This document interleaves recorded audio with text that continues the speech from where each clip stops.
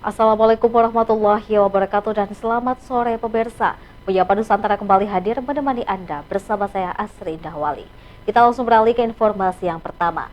Menteri Pertanian Andi Amran Sulaiman menegaskan pemerintah tak ragu menindak tegas pabrik kelapa sawit yang menurunkan harga tandan buah segar atau TBS secara sepihak.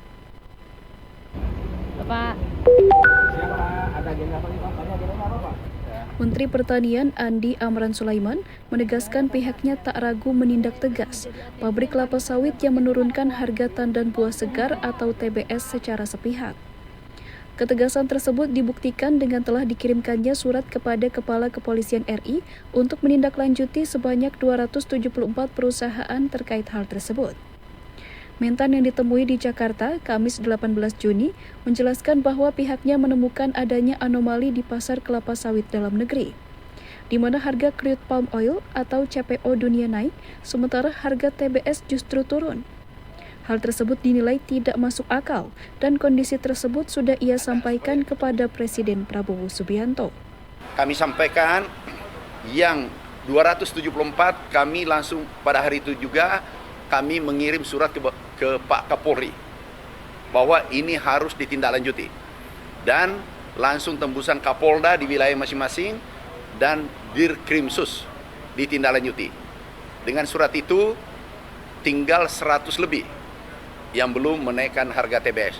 Tapi kami yakin 1 minggu ke depan itu sudah pulih kembali dan insya Allah ke depan dengan satu pintu ini harga TBS ke depan lebih baik. Mentan juga meyakini bahwa dalam 1 pekan ke depan harga TBS akan kembali pulih dan dapat membawa kebaikan bagi sekitar 15 juta petani plasma yang bergantung pada sektor perkebunan kelapa sawit di Indonesia. Dari Jakarta, Arya Sindiara, Irfansyah Nasution, Kantor Berita Antara, mewartakan.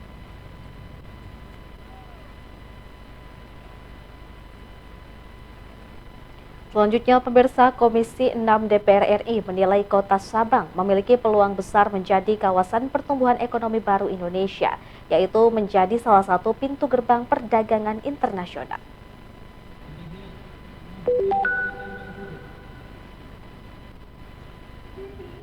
Posisi strategis Sabang yang berada di persimpangan jalur perdagangan internasional kembali menjadi sorotan wakil rakyat.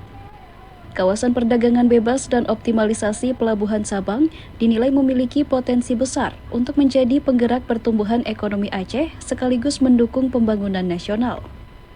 Wakil Ketua Komisi 6 DPR RI, Nurdin Halid, saat rapat bersama pemangku kebijakan di Aceh, Kamis 18 Juni mengatakan potensi tersebut harus didukung oleh ketersediaan infrastruktur dasar, terutama sektor energi dan kelistrikan yang menjadi kebutuhan utama bagi masyarakat maupun dunia usaha. Selain memperkuat infrastruktur, DPR RI juga mendorong pemerintah Aceh dan Badan Pengusahaan Kawasan Perdagangan Bebas dan Pelabuhan Bebas Sabang atau BPKS menyusun perencanaan pembangunan yang terintegrasi. Kita perlu menciptakan suatu sinergi kebijakan lintas sektoral. Maka Komisi 6 mendorong kepada pemerintah Provinsi Aceh untuk melakukan perencanaan terpadu dengan BPKS ini. Jangan sampai hanya BPKS sendiri yang melakukan itu. Persoalan ini bukan persoalan teknis. Sudah ada perencanaan yang matang, perencanaan yang visioner dalam menjadikan Sabang sebagai kawasan strategi untuk pembangunan Aceh sekaligus bagian pembangunan nasional. Maka kita mengharapkan adalah kita akan mengusulkan nanti Kemenko Perekonomian itu menjadi pengawas daripada BPKS itu. Dengan tata kelola yang baik serta dukungan infrastruktur yang memadai, Sabang diharapkan mampu memaksimalkan posisi strategisnya sebagai pintu gerbang perdagangan internasional dan menjadi pusat pertumbuhan ekonomi baru di kawasan barat Indonesia. Dari Banda Aceh, Aprizal Rahmat, Kantor Berita Antara, mewartakan.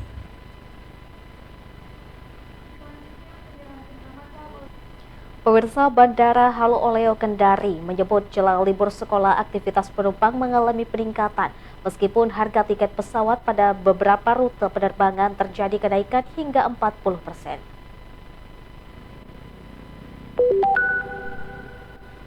Aktivitas penumpang di Bandara Haluoleo, Kendari, Sulawesi Tenggara mulai menunjukkan peningkatan menjelang musim libur sekolah meski harga tiket pesawat pada sejumlah rute penerbangan mengalami kenaikan di angka 35 hingga 40%. Kepala Bandara Haluoleo, Kendari, Denny Arianto, ditemui pada Kamis 18 Juni mengatakan peningkatan pergerakan penumpang mulai terlihat dalam 1 pekan terakhir. Baik untuk keberangkatan maupun kedatangan, dan diperkirakan akan terus berlangsung hingga puncak libur sekolah pada akhir bulan ini. Kenaikan jumlah penumpang dipicu tingginya mobilitas masyarakat yang memanfaatkan momen libur sekolah untuk berwisata maupun mengunjungi keluarga. Denny menambahkan, rute-rute favorit seperti Kendari Makassar, Kendari Jakarta, dan Kendari Surabaya masih menjadi tujuan utama masyarakat selama periode liburan. Liburan ini ada kenaikan jumlah penumpang yang cukup signifikan, yaitu 18 sampai dengan 21%. Itu rated ya, jadi rata-rata. Jadi kisarannya naik sekitar 250 sampai 300 pax. Kenaikan harga tiket yang terjadi sebagai imbas kenaikan harga aftur itu sekitar 35-40%.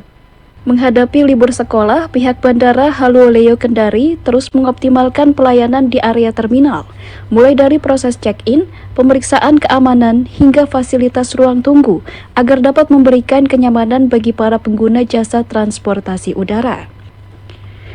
Dari Kendari, Sulawesi Tenggara, Saharudin, Kantor Berita Antara, mewartakan. Pembangunan hunian sementara atau Huntara bagi korban bencana di Aceh, Sumatera Utara, dan Sumatera Barat kini telah mencapai 97%.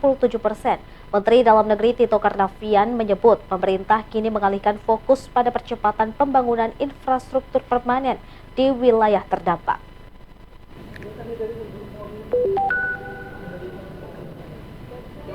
Pembangunan hunian sementara atau Huntara bagi korban bencana di Aceh, Sumatera Utara, dan Sumatera Barat kini telah mencapai 97%.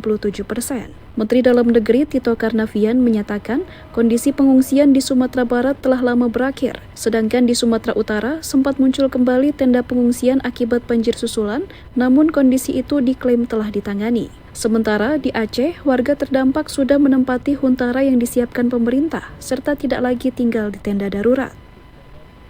Para bupati terutama Aceh Timur, kemudian di Aceh Utara menyatakan tidak ada lagi yang tinggal di tenda, termasuk Aceh Tamiang, nggak ada. Ya, jadi tinggal prioritas kita ke depan yang paling utama adalah infrastruktur, mempermanenkan infrastruktur jalan, jembatan daerah, jalan daerah yang belum tersentuh, itu harus dikerjakan, ya, entah oleh Pemda atau diambil alih oleh pusat. Pemerintah telah mencanangkan program rehabilitasi dan rekonstruksi pasca bencana dengan dukungan anggaran 100,1 triliun rupiah hingga 2028 mendatang. Program tersebut difokuskan pada pemulihan sektor infrastruktur, pendidikan, kesehatan, hingga ekonomi masyarakat di 3 provinsi terdampak bencana Sumatera. Dari Jakarta, Pradana Putra Tampi, Kantor Berita Antara, mewartakan. Pemirsa, Menyapa Nusantara masih akan segera kembali saat lagi, tetaplah bersama kami.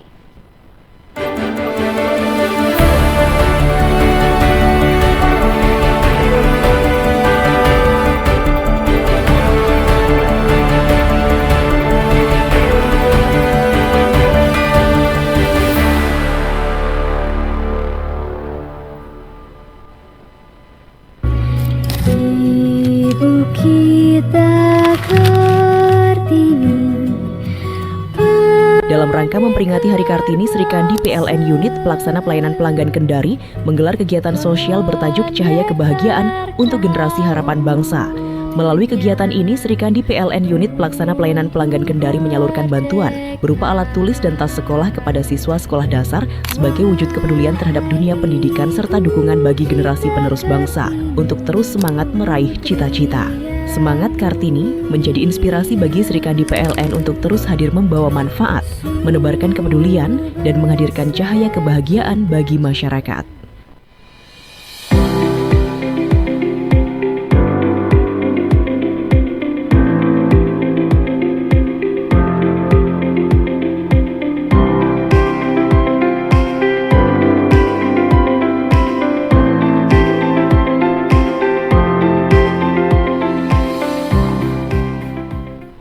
Rahma menjumpai Anda dalam program Sudut Sultra mengenai adanya transformasi digital. Di Balai POM itu.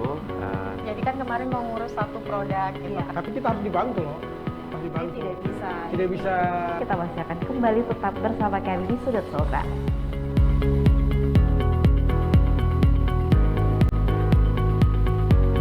Dalam semangat kebersamaan dan kepedulian sosial pada momentum Hari Raya Idul Adha 1447H, pegawai PT PLN UP3 Mamuju melaksanakan kegiatan kurban dengan menyembelih 4 ekor sapi dan 4 ekor kambing yang dilaksanakan di lingkungan kantor PLN UP3 Mamuju. Kegiatan kurban ini merupakan bentuk rasa syukur sekaligus wujud kepedulian insan PLN kepada masyarakat sekitar. Daging kurban kemudian dibagikan kepada masyarakat di sekitar wilayah kerja PLN UP3 Mamuju, tenaga alih daya, serta warga yang membutuhkan agar manfaat dan kebahagiaan Idul Adha dapat dirasakan bersama. Ketua Panitia Kurban Mo Sultan Mamuju menyampaikan bahwa kegiatan kurban ini tidak hanya menjadi ibadah tahunan, tetapi juga sebagai sarana mempererat hubungan silaturahmi antara pegawai PLN dan masyarakat.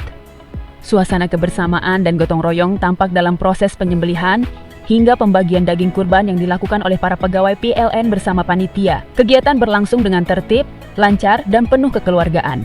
Melalui kegiatan ini, PLN UP3 Mamuju berharap dapat terus hadir tidak hanya sebagai penyedia layanan kelistrikan, tetapi juga sebagai perusahaan yang peduli dan memberikan kontribusi positif bagi masyarakat.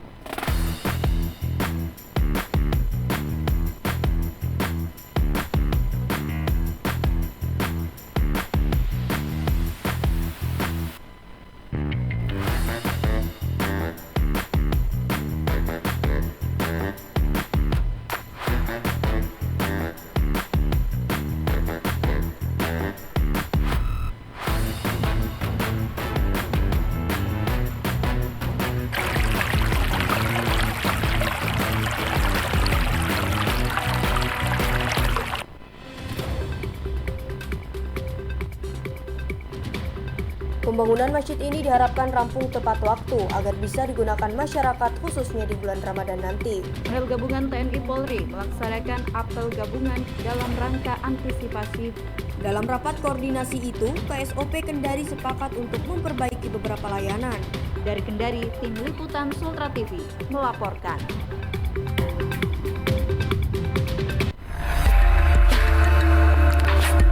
Menyajikan kisah dan sisi lain dari sebuah peristiwa. Menyuguhkan cerita-cerita yang dikemas dalam feature mengunggah inspirasi.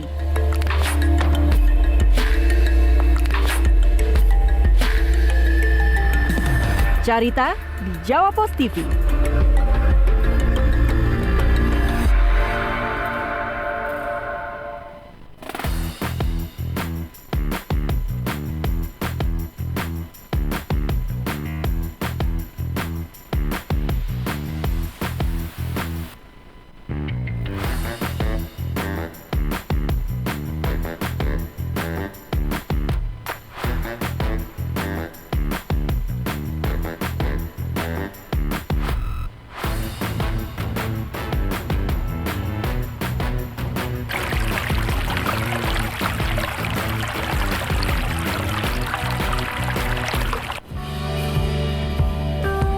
Mengenal kuliner Nusantara, racikan nenek moyang hingga kekinian.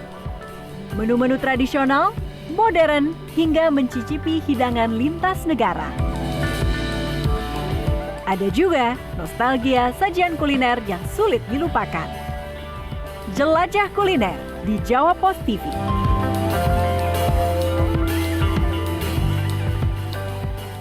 Kali saya Dian Rahma menjumpai Anda dalam program Sudut Sultra mengenai adanya transformasi digital. Di Balai POM itu.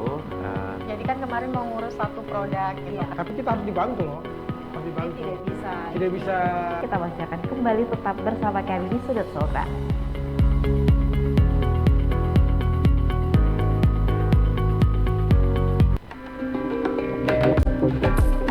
Negeri ini kaya budaya, etnis, dan tradisi.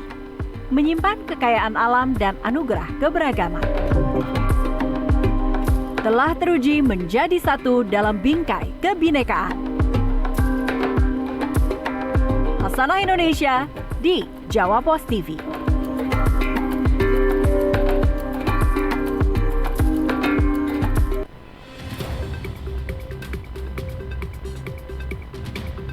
Pembangunan masjid ini diharapkan rampung tepat waktu agar bisa digunakan masyarakat khususnya di bulan Ramadan nanti. Rel Gabungan TNI Polri melaksanakan apel gabungan dalam rangka antisipasi. Dalam rapat koordinasi itu, KSOP Kendari sepakat untuk memperbaiki beberapa layanan. Dari Kendari, tim liputan Sultra TV melaporkan.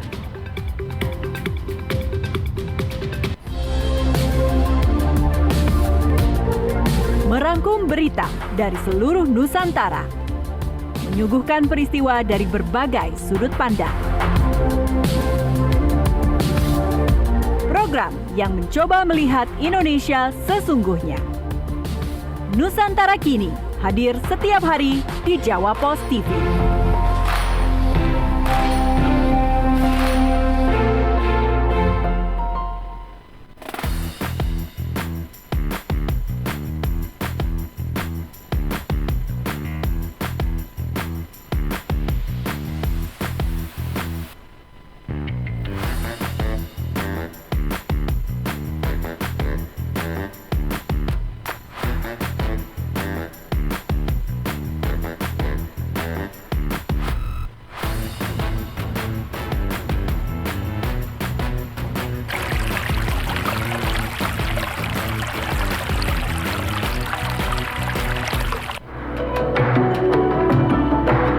Jakarta, kota metropolitan terpadat di Indonesia. Berpenduduk 11 juta warga dengan berbagai keindahan di sudut kota. Derasnya laju pembangunan juga menimbulkan berjuta masalah sosial. Ini Jakarta di Jawa Pos TV.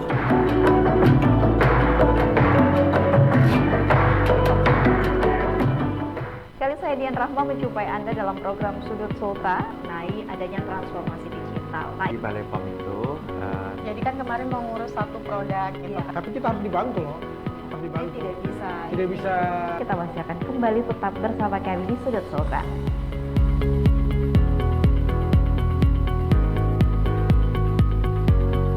Apa itu kalau dulu kita cuma kenal telepon, telekomunikasi, kita sekarang kenal internet, kemudian kita kenal aplikasi, kemudian kenal dengan konten. Banyaknya akses internet, maka kita mulai menggunakan layanan internet. Produktivitas itu, teknologi tadi itu, ya, inovasi dan sebagainya itu penting. Ataukah kita agak bergeser sedikit, ya, atau kurang-kurang sedikit, itu nanti kita akan lihat lagi.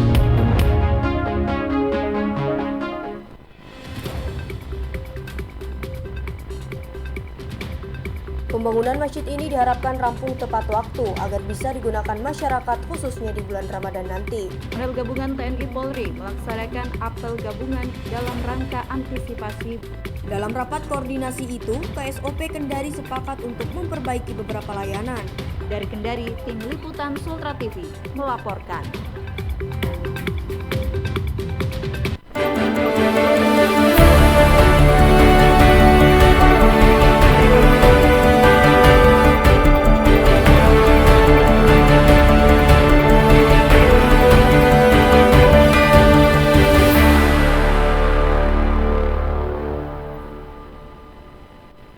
Terima kasih Anda masih bersama kami di Menyapa Nusantara. Pemirsa, kita beralih ke informasi selanjutnya.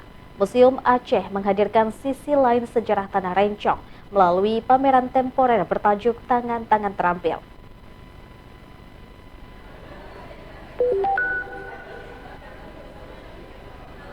Museum Aceh menghadirkan sisi lain sejarah Tanah Rencong melalui pameran temporer bertajuk Tangan-Tangan Terampil. Pameran ini menghadirkan lebih dari 100 koleksi yang menggambarkan kemampuan masyarakat Aceh dalam mengolah berbagai sumber daya alam menjadi produk unggulan yang bernilai ekonomi, seperti perhiasan emas, rencong, ukiran kayu, benang sutra, hingga komoditas pertanian seperti kopi dan nilam yang pernah menjadi andalan perdagangan Aceh.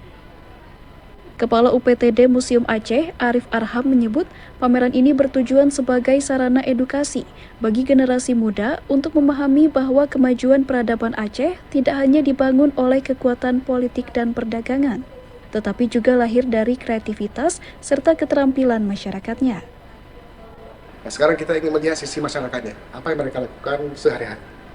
Dan kita mengambil sisi dari komunitas apa yang ada di dalam kehidupan sehari-hari masyarakat, yaitu hasil perkebunan karena lebih berkembang di masa Iskandar Muda dari abad 16 sampai ke kalau kita lihat secara ini sampai sekarang, karena nilam itu berkembang masa Belanda sampai hari ini sudah malah semakin berkembang. Pameran yang berlangsung selama 3 bulan ke depan ini diharapkan mampu memperkuat kesadaran masyarakat terhadap warisan budaya, sekaligus mendorong lahirnya semangat inovasi berbasis kearifan lokal di era modern. Dari Banda Aceh, Abrizal Rahmat, Kantor Berita Antara, mewartakan.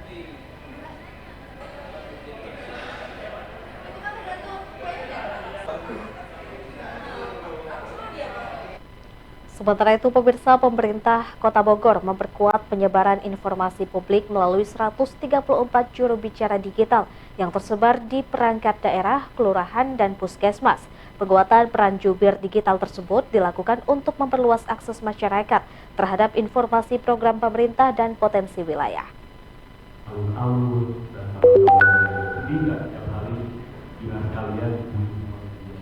Pemerintah Kota Bogor memperkuat penyebaran informasi publik melalui 134 juru bicara atau jubir digital yang tersebar di perangkat daerah, kelurahan, dan puskesmas. Penguatan peran jubir digital tersebut disampaikan dalam kegiatan Kopdar Jubir Digital yang digelar di Balai Kota Bogor, Kamis 18 Juni. Kepala Dinas Komunikasi dan Informatika Kota Bogor, Rudiana, menyebutkan para jubir digital bertugas mengelola akun media sosial instansi masing-masing untuk menyampaikan informasi kepada masyarakat secara lebih luas dan cepat. Melalui jaringan jubir digital yang tersebar hingga tingkat kelurahan dan puskesmas, pemerintah Kota Bogor berupaya meningkatkan akses masyarakat terhadap informasi program pembangunan dan layanan publik. Salah satu fungsi dari Kopdar ini, para jubir digital ini juga bisa mengembangkan atau bisa menyebarluaskan potensi-potensi di kecamatan atau bahkan di kelurahan.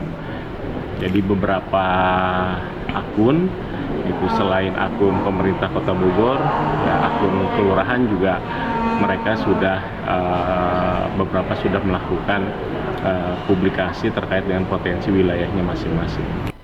Sejumlah akun media sosial kelurahan di Kota Bogor saat ini telah aktif menyampaikan informasi dan potensi wilayah masing-masing.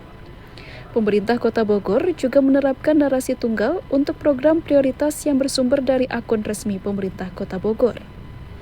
Pemerintah Kota Bogor berharap sinergi jubir digital dapat meningkatkan jangkauan informasi publik, serta memudahkan masyarakat mengakses informasi dari berbagai perangkat daerah. Dari Bogor, Jawa Barat, Fazar Ilham, Kantor Berita Antara, mewartakan.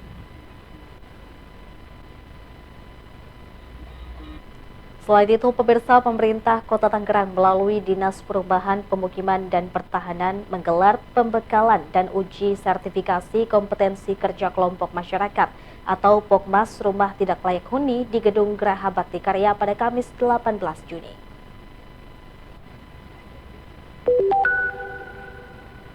Pemkot Tangerang menggelar pembekalan dan uji sertifikasi kompetensi kerja kelompok masyarakat atau Pokmas untuk perbaikan rumah tidak layak huni atau RTLH tahap 2 di Gedung Geraha Bakti Karya Kota Tangerang, Kamis 18 Juni 2026.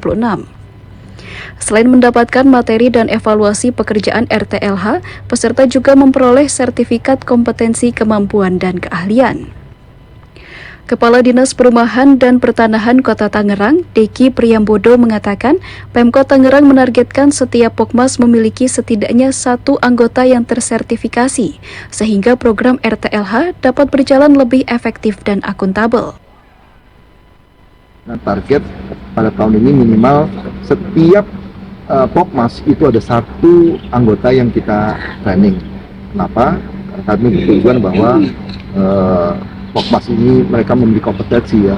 Kompetensi itu diakui dalam bentuk apa? Dalam bentuk sertifikasi. Nah, kesempatan inilah kita dibantu para asesor ada para asesor untuk membuktikan bahwa kompetensi mereka.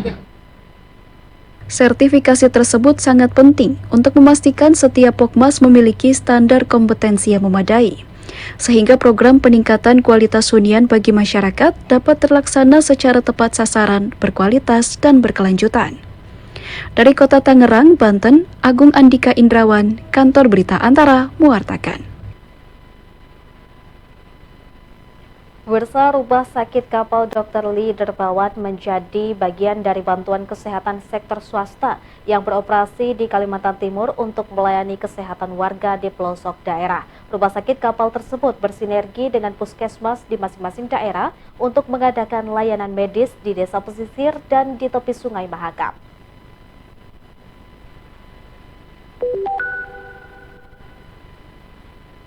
Rumah Sakit Kapal Dr. Lee Dermawan yang merupakan bantuan layanan dari perusahaan yang beroperasi di Kalimantan Timur melayani masyarakat di pelosok daerah. Rumah sakit kapal tersebut bersinergi dengan tenaga puskesmas setempat dengan menyusuri pesisir Kaltim hingga desa-desa di pedalaman Sungai Mahakam untuk menggelar layanan kesehatan gratis. Kepala Dinas Kesehatan Kaltim, Jaya Mualimin, di Samarinda mengatakan, RS kapal ini beroperasi sejak Oktober 2025 dan hingga kini telah menyambangi 14 titik di 4 kabupaten. Rumah sakit kapal tersebut telah menangani sekitar 2.500 pasien dengan tindakan medis ringan, pemeriksaan hingga operasi bedah. Mereka membawa dokter opsi, bedah, penyakit dalam, kemudian juga anak. Jadi sangat membantu dalam pelayanan terutama program-program kesehatan dasar ya seperti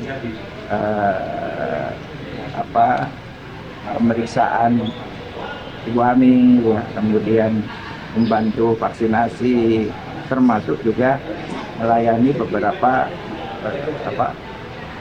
kasus-kasus bedah yang memang ditemukan. Pelayanan di setiap titik labuh kapal Dr. Lee Dermawan berlangsung selama 7-10 hari sebelum beranjak ke lokasi pelayanan lainnya. Dari Samarinda, Kalimantan Timur, Hanifan Ma'ruf, Kantor Berita Antara, mewartakan.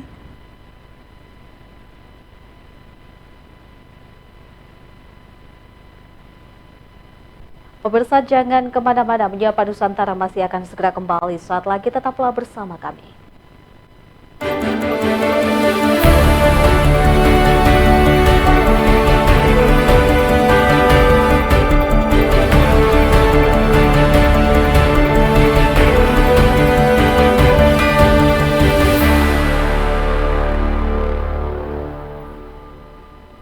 Hai Elektrizen, hari ini aku mau isi daya di stasiun pengisian kendaraan listrik umum dari PLN. Ikut aku yuk! Coba kita cek ya SPKLU di sekitar sini. Wah, ada banyak! Klik direction, and let's go!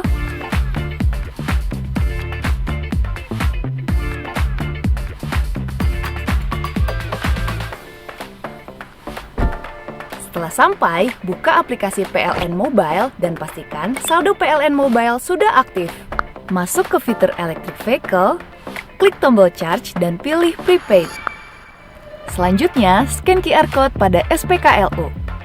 Sebelum mulai, kita harus selesaikan dulu pembayarannya. Caranya, pilih atau masukkan jumlah KWH yang diinginkan, klik Hitung, dan pilih metode pembayaran sesuai keinginan. Nah, setelah pembayaran berhasil, sekarang bisa langsung pasang nozzle ke port pengisian daya. Klik tombol Start Charging untuk mulai pengisian daya. Tenang aja, karena proses charging aman terpantau. Demi keamanan, daya nggak akan terisi full. Kalau masih ada sisa KWH, dananya akan di-refund ke saldo PLN Mobile. Nah, udah selesai. Jika ada kendala, kamu bisa klik tombol bantuan. Praktis kan?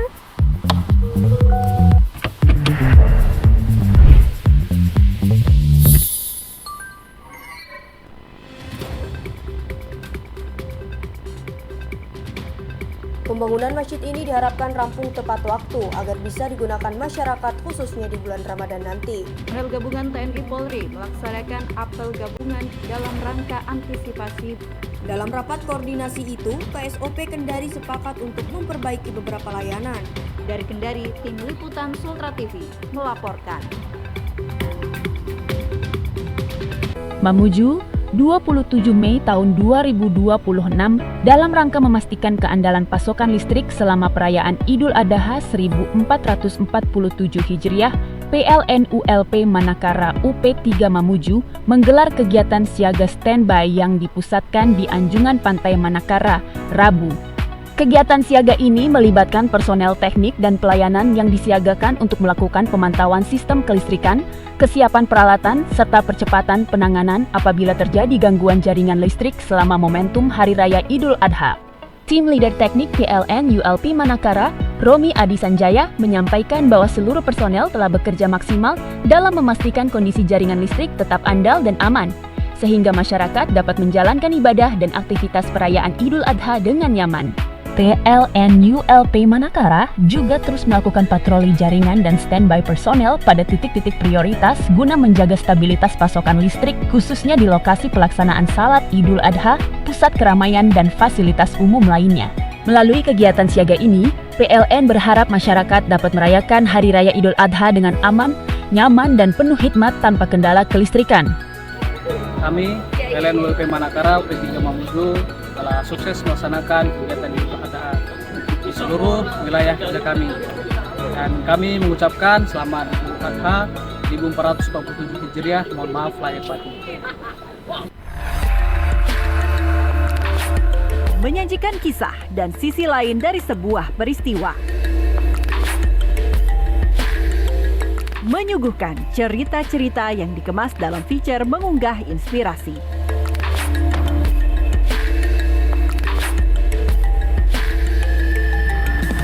Carita di Jawa Pos TV.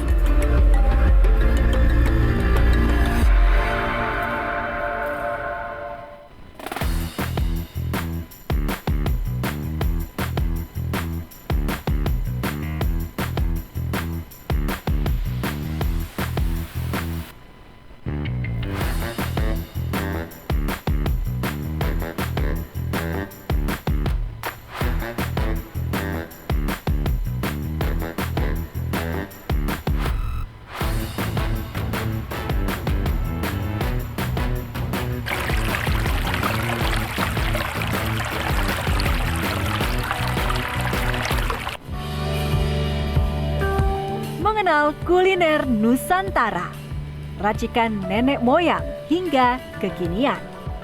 Menu-menu tradisional, modern hingga mencicipi hidangan lintas negara. Ada juga nostalgia sajian kuliner yang sulit dilupakan. Jelajah kuliner di Jawa Pos TV.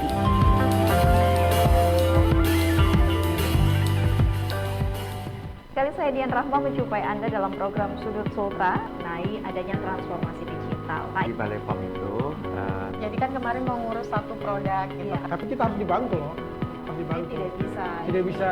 Kita masih akan kembali tetap bersama kami di Sudut Sultra.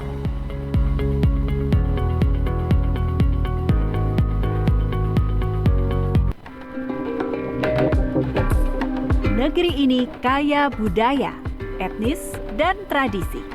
Menyimpan kekayaan alam dan anugerah keberagaman. Telah teruji menjadi satu dalam bingkai kebinekaan. Hasanah Indonesia di Jawa Pos TV.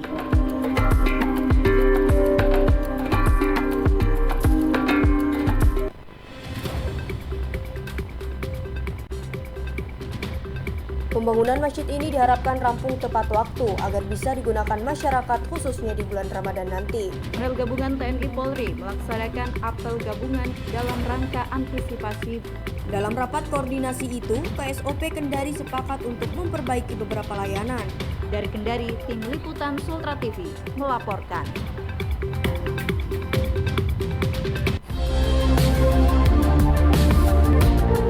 Merangkum berita dari seluruh Nusantara, menyuguhkan peristiwa dari berbagai sudut pandang.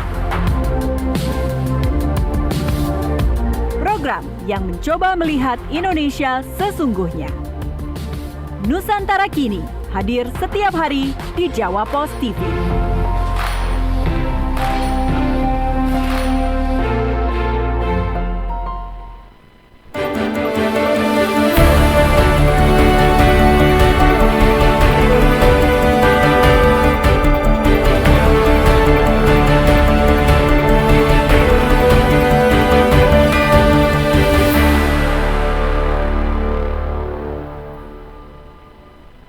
Terima kasih Anda masih menyaksikan Menyapa Nusantara. Selanjutnya pemirsa, Satgas Operasi Damai Kartens 2026 menembak mati seorang anggota kelompok kriminal bersenjata KKB berinisial AP yang menjabat sebagai Komandan Operasi Batalion Muara Kali Heluk Seng Sulo Baliem Indol atau HSSBI Kodap 16 Yahukimo di Papua Pegunungan pada Rabu 17 Juni.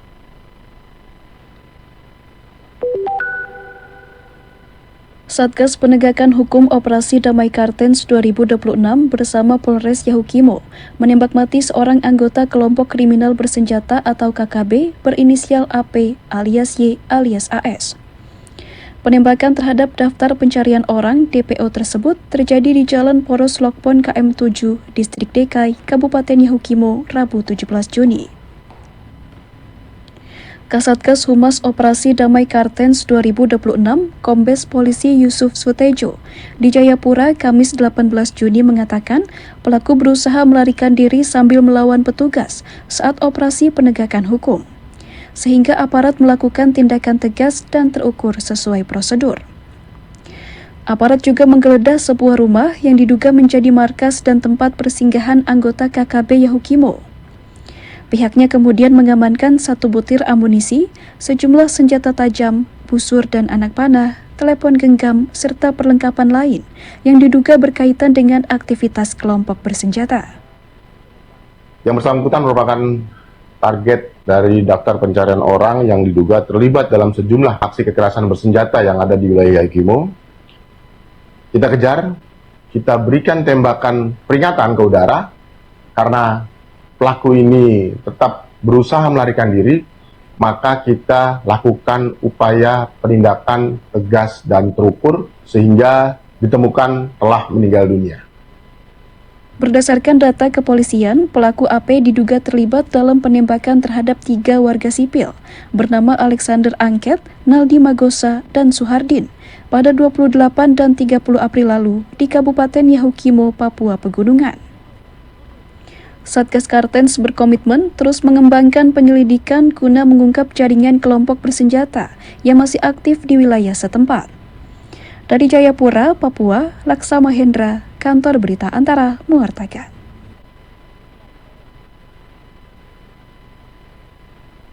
Sementara itu, pemirsa, Polrestabes Semarang menangani kasus dugaan pelecehan seksual secara verbal yang dilakukan di lingkungan kampus. Kasus ini bermula ketika seorang mahasiswa melakukan percakapan melalui aplikasi pesan WhatsApp terhadap mahasiswa yang membuka layanan antar jemput dan jasa titip atau jastip. Percakapan tersebut berisi pertanyaan-pertanyaan bernuansa seksual kepada korban.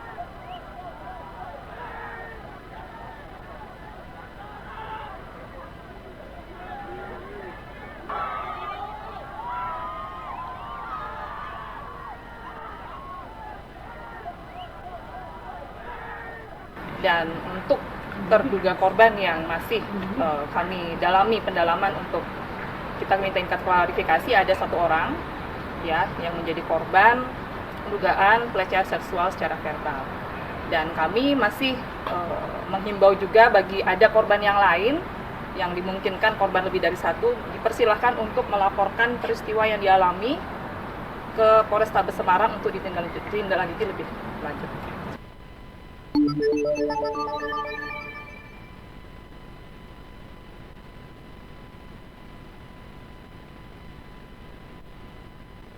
Berikutnya, pemirsa, Kejaksaan Tinggi Sumatera Selatan menerima penitipan uang pengganti kerugian negara sebesar 219,77 miliar rupiah dalam perkara dugaan korupsi pemberian fasilitas kredit dari salah satu bank pemerintah kepada PT Buana Sriwijaya Sejahtera atau BSS dan PT Sri Ada Lestari atau SAL.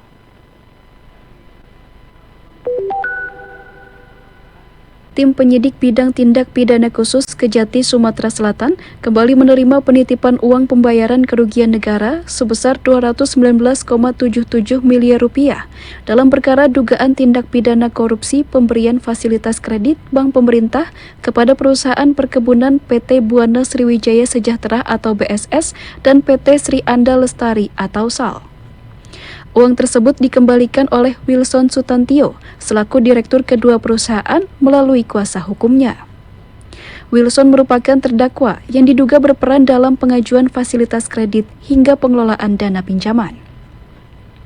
Kepala Kejaksaan Tinggi Sumatera Selatan, Ketut Sumedana, mengatakan nominal tersebut merupakan sisa dari total kerugian negara sebesar 1,4 triliun rupiah dalam perkara tersebut.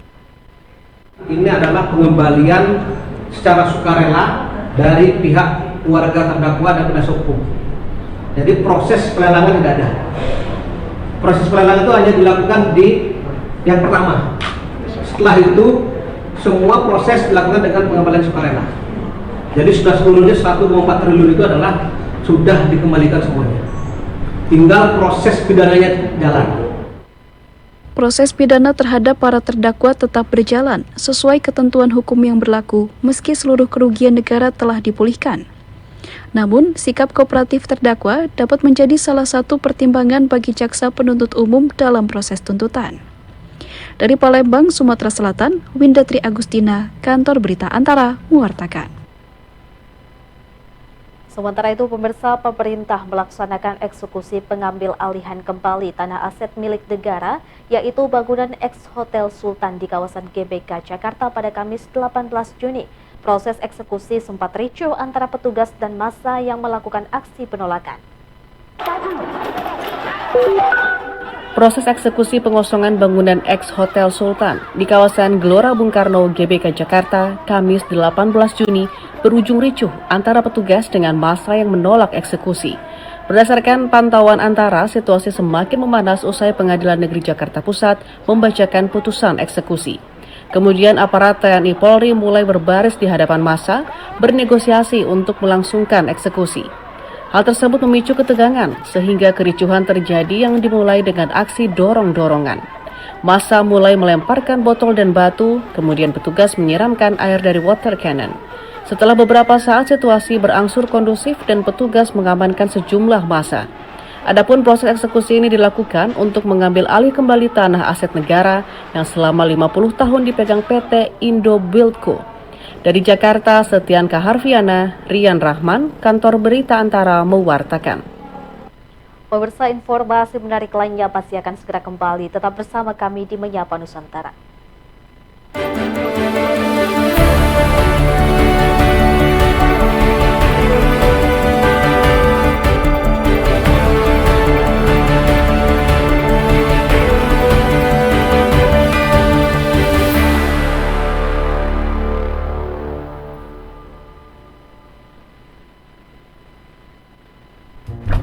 Hai Elektrizen, kenalin, ini Elika. Lifestyle-nya modern banget. Prinsipnya sih simpel, semua hal harus praktis dan efisien abis.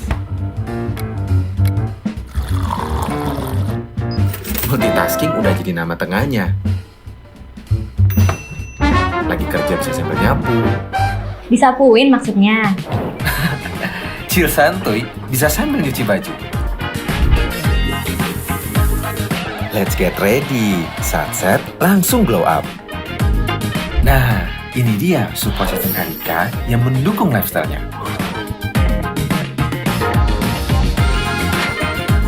Aku bisa lebih produktif dan efisien. Dengan PLN Mobile, semua semakin mudah.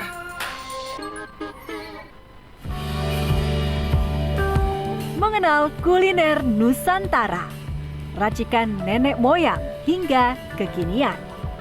Menu-menu tradisional, modern, hingga mencicipi hidangan lintas negara. Ada juga nostalgia sajian kuliner yang sulit dilupakan. Jelajah kuliner di Jawa Pos TV.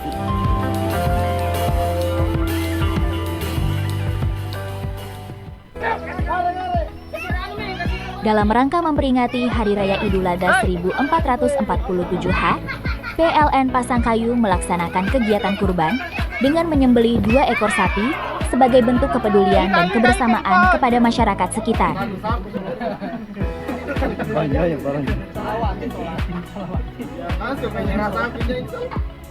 Daging kurban tersebut kemudian dibagikan kepada 88 penerima yang terdiri dari masyarakat kurang mampu, warga sekitar, serta tenaga pendukung di lingkungan kerja PLN. Yusuf, Ketua Panitia Kurban Pasangkayu menyampaikan bahwa kegiatan ini merupakan wujud nyata komitmen PLN dalam mempererat hubungan sosial dan berbagi kebahagiaan di momen Idul Adha. Melalui semangat pengorbanan dan keikhlasan, PLN berharap keberadaan perusahaan dapat terus memberikan manfaat tidak hanya melalui pelayanan kelistrikan, tetapi juga melalui kegiatan sosial kemasyarakatan.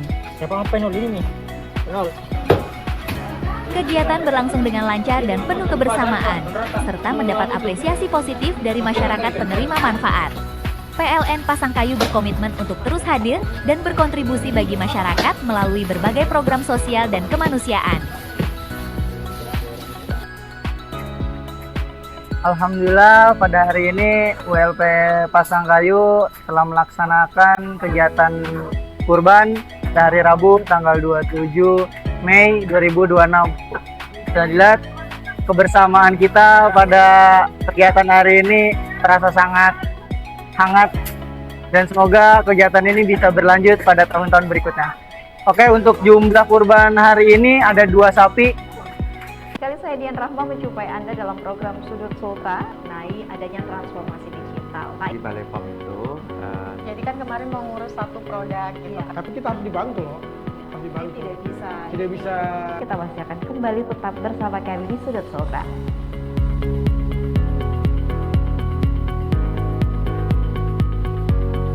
Yayasan Baitul Ma'al PLN UP 3 Mamuju kembali menunjukkan kepeduliannya kepada masyarakat melalui kegiatan pembagian tebar berkah daging kurban sebanyak 250 kg dalam rangka Hari Raya Idul Adha 1447H.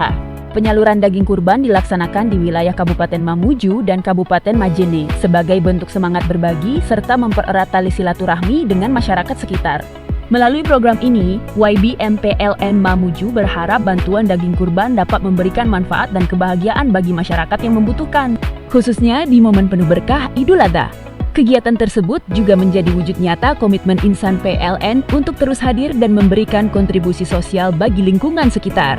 Ketua YBM PLN Mamuju Talib menyampaikan bahwa kegiatan berbagi daging kurban ini merupakan agenda rutin tahunan yang tidak hanya sebagai bentuk ibadah, tetapi juga sebagai sarana meningkatkan rasa kepedulian, kebersamaan, dan solidaritas sosial antar sesama. Masyarakat penerima bantuan pun menyambut baik dan mengapresiasi kepedulian YBM PLN yang terus hadir membantu masyarakat di berbagai kesempatan. Diharapkan kegiatan ini dapat memperkuat hubungan harmonis antara PLN dan masyarakat di wilayah kerja Mamuju dan Majene. Assalamualaikum warahmatullahi wabarakatuh. Selamat Hari Idul Adha 1440 ya. Idul Adha mengajar kepada kita tentang keikhlasan, kepedulian kepada sama. Alhamdulillah melalui program tebar berkah daging JBM PLN 3 Bulan 17 lembar, ya itulah dapat menemukan 250 paket daging. Terdiri dari 130 paket daging sapi dan 120 paket daging kambing. Kegiatan ini merupakan program rutin tahunan JBM PLN yang dananya bersumber dari dana zakat, infak dan sedekah seluruh pegawai PLN ke 3 maupun 12 lembar. Kemudian terima kasih kepada seluruh para muzaki. Semoga kebaikan ini membawa berkah dan manfaat, dan semoga kita selalu dalam lindungan Allah Taala. Terima kasih. Assalamualaikum warahmatullahi wabarakatuh.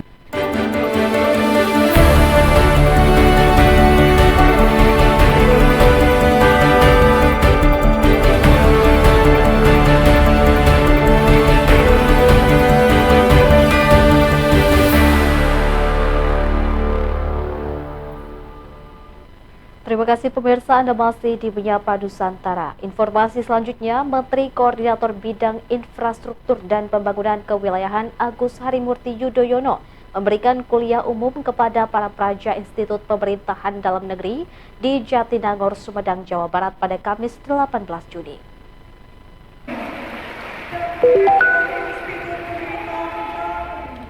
Menteri Koordinator Infrastruktur dan Pembangunan Kewilayahan Agus Harimurti Yudhoyono memberikan kuliah umum kepada ribuan praja Institut Pemerintahan Dalam Negeri IPDN di Jatinangor, Kabupaten Sumedang, Jawa Barat, Kamis 18 Juni. Menko AHY menekankan pentingnya menyiapkan aparatur sipil negara yang unggul dan mampu menjawab tantangan pembangunan di masa depan. Menurutnya, para praja yang kelak menjadi ASN dan pemimpin daerah harus memahami berbagai persoalan strategis, baik yang terjadi di tingkat lokal maupun global. Oleh karenanya, ia menekankan para calon pemimpin birokrasi dituntut memiliki wawasan yang luas dan mampu memahami keterkaitan antara isu global dengan pembangunan di daerah guna menjawab kebutuhan masyarakat secara tepat. Kita berharap para praja IPDN yang pada saatnya akan menjadi abdi negara, menjadi ASN, kemudian ditugaskan di berbagai penjuru dari Aceh hingga Papua, akan terlibat langsung dalam berbagai pengambilan kebijakan di semua tingkatan. Dan tentunya kita berharap memiliki pemahaman utuh tentang apa yang menjadi prioritas.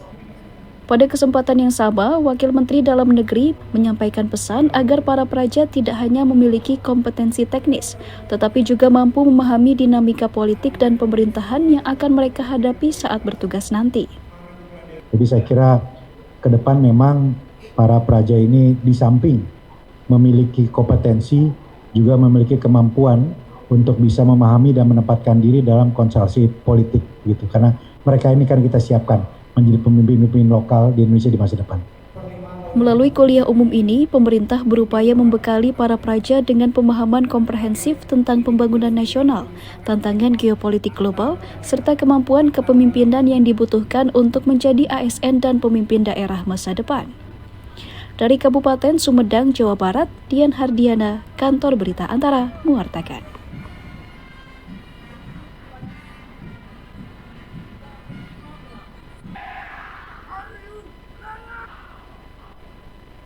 Sementara itu, Ketua Fraksi PKB DPR RI Jazilul Fawait meminta PDIP tegas dan tidak abu-abu dalam bersikap menjadi oposisi atau koalisi terhadap pemerintah. Hal itu dikatakannya merespons dugaan kehadiran politikus PDIP Andi Wijayanto dalam unjuk rasa mahasiswa di wilayah Bundaran HI pada Jumat 12 Juni lalu. Ketua Fraksi PKB DPR RI Jazilul Fawait meminta PDIP tegas dan tidak abu-abu dalam sikap politiknya terhadap pemerintah. Hal itu dikatakannya merespons adanya dugaan kehadiran politikus PDIP Andi Wijayanto dalam unjuk rasa mahasiswa di wilayah Bundaran HI pada Jumat 12 Juni lalu. Jazilul mengatakan pemerintah dan koalisinya di DPR sedang bersama-sama mewujudkan janji Presiden Prabowo Subianto melalui berbagai program prioritas. Kami harap posisinya jelas, jangan abu-abu untuk PDIP. Kita sedang bergerak agar semua program berjalan sesuai dengan target, dan kita tahu ya, Kita semua membutuhkan persatuan, soliditas untuk menjalankan semua program Presiden. Tanpa itu juga nggak bisa jalan. Tapi jangan juga kemudian bersikap abu-abu. Jazilul menambahkan sikap PDIP yang tegas akan dihargai. Hingga kini, PDIP tidak pernah mendeklarasikan partainya sebagai oposisi pemerintah, meski tidak berada dalam kabinet. Dari Jakarta, tim kantor Berita Antara mewartakan. Pemirsa, ribuan massa yang tergabung dalam Aliansi Masyarakat Jakarta Selatan menggelar aksi di Jakarta pada Kamis 18 Juni untuk menyatakan dukungan penuh terhadap pemerintahan Presiden Prabowo Subianto. Massa menuntut keberlanjutan program unggulan makan bergizi gratis, sekaligus mendesak penguatan penegakan hukum bagi para koruptor. Bapak-bapak, ibu-ibu, kita dukung Bapak Prabowo, kita suarakan bahwa atau orang-orang. Ribuan massa yang tergabung dalam Aliansi Masyarakat Jakarta Selatan dan sejumlah masyarakat dari wilayah Jabodetabek menggelar aksi damai untuk menyatakan dukungan penuh terhadap program prioritas Presiden Prabowo Subianto Makan Bergizi Gratis (MBG). Koordinator aksi Fahri Iqbar Kamis 18 Juni menyatakan bahwa kehadiran mereka di lapangan merupakan bentuk solidaritas masyarakat, khususnya bagi anak-anak di daerah terpencil yang membutuhkan asupan gizi melalui keberlanjutan program MBG tersebut. Dia menjelaskan bahwa program MBG merupakan langkah investasi krusial untuk mencetak generasi emas Indonesia pada tahun 2045. Dalam aksi tersebut, aliansi ini juga meminta agar masyarakat terlibat aktif dalam pengawasan program, termasuk mengawasi dapur-dapur penyelenggara MBG demi memastikan kualitas dan ketepatan sasaran. Menurutnya, program ini ditujukan untuk seluruh rakyat Indonesia, bukan untuk golongan tertentu. Di sini kita hadir untuk mendukung penuh program Presiden Prabowo Subianto. Sederhana Pak, Bu, semua masyarakat Indonesia. Presiden Prabowo ini mempunyai cita-cita yang baik, yang mulia, ingin memberikan makanan bergizi untuk anak-anak Indonesia. Kalaupun ada yang salah, bukan salah programnya, ya kita sama-sama benahi, perbaiki sistemnya. Terkait adanya sorotan mengenai kendala teknis dalam pelaksanaan program di lapangan, Koordinator Aksi Damai ini menegaskan bahwa hal tersebut bukanlah alasan untuk menghentikan program. Ia pun mengajak semua pihak untuk lebih fokus pada perbaikan sistem dan evaluasi bersama. Selain mendukung program MBG, Aliansi Masyarakat juga menyatakan komitmennya dalam mendukung agenda pemerintah lainnya, seperti pemberantasan korupsi dan hilirisasi industri yang dinilai berdampak positif bagi masyarakat kecil. Dari Jakarta, Asfar Muhammad, Irfansyah Hardiansyah, Kantor Berita Antara mewartakan.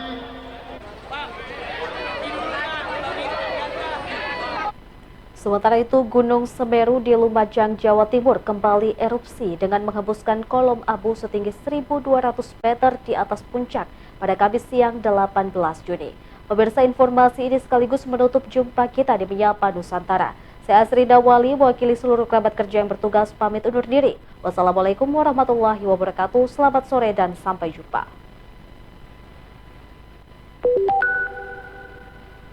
Beginilah detik-detik Gunung Semeru di Lumajang, Jawa Timur yang terekam kamera pemantau di Desa Oro-Oro Ombo, Pronojiwo, Lumajang, Kamis siang 18 Juni 2026.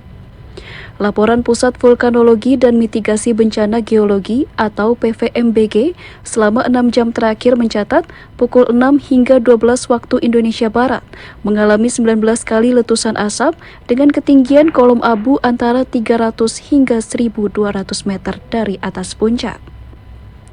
Badan Penanggulangan Bencana Daerah atau BPBD Lumajang menghimbau warga tetap waspada serta mewaspadai kondisi cuaca yang tidak menentu.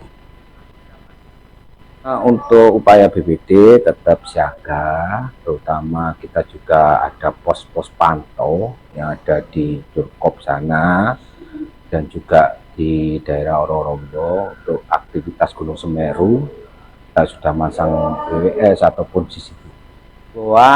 Terutama pada penambang lokal bekerja di Das Semeru tetap berhati-hati dan tetap waspada pada cuaca.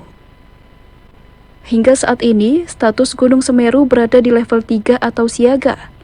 Masyarakat dilarang beraktivitas di sektor tenggara di sepanjang Besuk Kobokan sejauh 13 km dari puncak atau pusat erupsi. Dari Lumajang, Jawa Timur, Hamka Agung, Kantor Berita Antara, mewartakan.